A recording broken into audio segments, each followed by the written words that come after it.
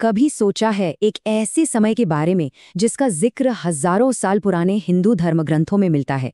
एक ऐसा युग जहां हर तरफ अंधकार हो, संघर्ष हो और नैतिक पतन हो, और जिसका अंत इतना जबरदस्त हो कि वो पूरी दुनिया का नक्शा ही बदल दे।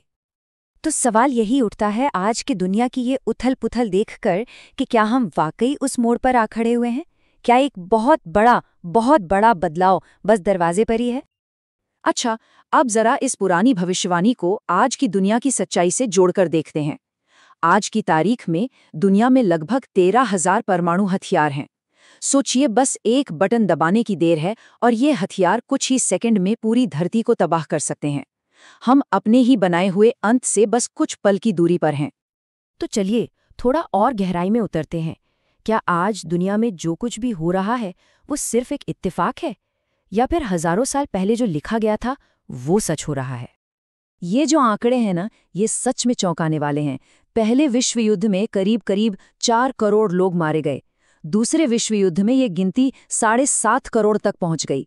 और 1991 के बाद से आतंकवाद के खिलाफ जंग और न जाने कितने क्षेत्रीय संघर्षों में लाखों लाखों लोग अपनी जान गंवा चुके हैं। ये हिंसा का एक ऐसा पैटर्न है जो रुकने का नाम ही नहीं ले रहा। लेकिन देखिए, बात सिर्फ जंग की नहीं है। तबाही के निशान तो हमें अपने चारों तरफ दिख रहे हैं। धरती का तापमान लगातार बढ़ रहा है, जानवर विलुप्त हो रहे हैं, जंगल काटे जा रहे हैं, मौसम का तो मिजाज ही बदल गया है। और रोज की खबरें, हत्या, चोरी, भ्रष्टाचार, ये सब इतना आम हो गया है कि अब हमें कोई हैरानी तक नहीं होती। कहीं ये उदासीनता, ये बेफिक्री ही सबसे बड़ा खतरा तो नहीं? अब ये सब जो हो रहा है, इसे एक बड़े पैमाने पर देखने के लिए हमें हिंदू धर्म के समय की धारणा को समझना होगा, जिसे युग कहते हैं। शायद तभी समझ आएगा कि हम आज इस मोड़ पर आकर क्यों खड़े हैं। तो होता ये है कि समय एक सीधी रेखा में नहीं चलता, बल्कि ये एक चक्र में घूमता है जिसे महायुग कहते हैं। एक महायुग में 4 युग होते हैं और ये पूरा चक्र 43,20,000 साल तक चलता है। मतलब सृष्टि और विनाश का एक अंतहीन सिलसिला। ये 4 युग हैं: सत्ययुग, त्रेता युग, द्वापर युग और कलयुग।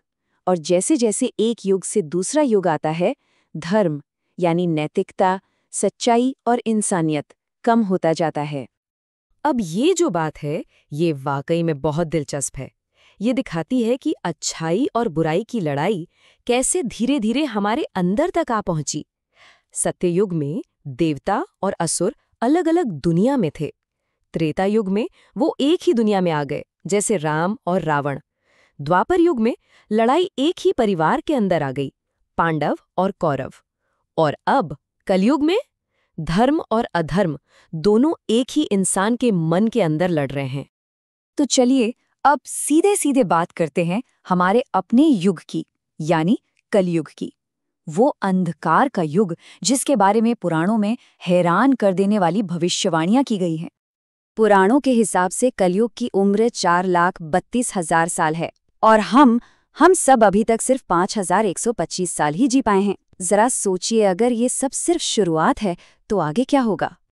धर्म ग्रंथों में कलयुग के कुछ खास लक्षण बताए गए हैं, जैसे कि शासक चोर बन जाएंगे, जो रक्षा करने वाले हैं वही भक्षक बन जाएंगे, और समाज में लालच, गुस्सा और हिंसा का राज होगा।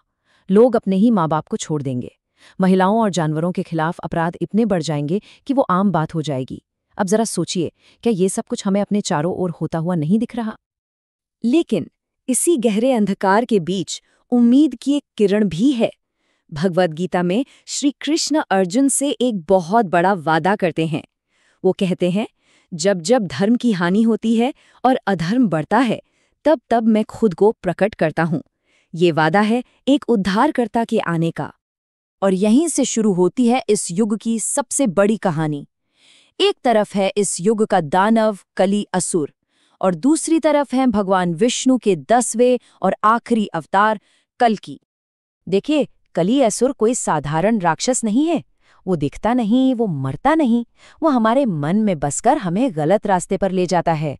जब भी कोई झूठ बोलता है या धोखा देता है या नफरत फैलाता है, तो असल में वो कली के प्रभाव में होता है। और इसी बुराई को जड़ से मिटाने के लिए भगवान विष्णु अपने आखिरी अवतार कल्कि के रूप में आएंगे। तो इस महान ब्रह्मांडीय नाटक के नायक का आगमन होने वाला है। पुराणों में कल्कि अवतार की पूरी कहानी लिखी हुई है। बताया गया है कि उनका जन्म संभल नाम के गांव में होगा और उन्हें कोई और नहीं बल्कि अमर गुरु परशुराम खुद ट्रेनिंग देंगे। वो 64 कलाओं में माहिर होंगे, देवदत्त नाम के सफेद घोड़े पर सवार होकर आएंगे और भगवान शिव की तपस्या करके दिव्य शक्तियां हासिल करेंगे। और उनका मिशन? उनका मिशन बिल्कुल साफ है।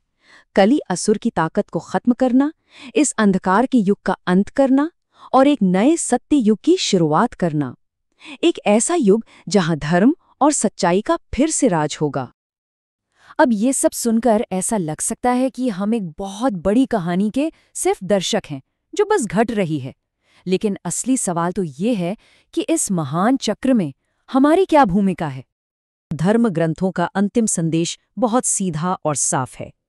भले ही ये युगों का चक्र चलता रहे, लेकिन हमारी अपनी मुक्ति, हमारी अपनी अच्छाई, वो हमारे अपने कर्मों पर निर्भर करती है। इस अंधेरे से बाहर निकलने का रास्ता असल में हमारे अंदर ही है, हमारे अच्छे कर्मों में। तो मैं बस इसी सवाल के साथ इसे समाप्त करना चाहूंगा। इस महान कहानी में जहां बुराई अपने चरम पर है, हमारी भूमिका क्या है? क्या हम सिर्फ तमाशा देखते रहेंगे या फिर अच्छाई का साथ देंगे? ये फैसला हम सबको खुद करना है।